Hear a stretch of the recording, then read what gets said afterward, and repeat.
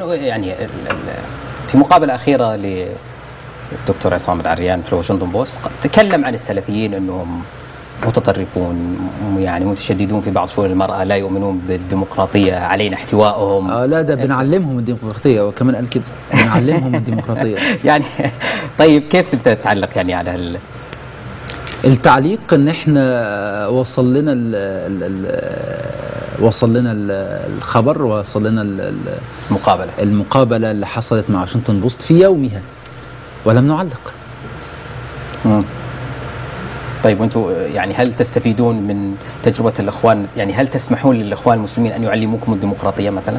ما أنا بقول لحضرتك هذا الكلام كمان خرج في توقيت قبل الاستفتاء مباشرة، ولو كان حزب النور صغيرا، ولو كان غير راشد وغير ناضج، لتغير موقفه قبل الاستفتاء.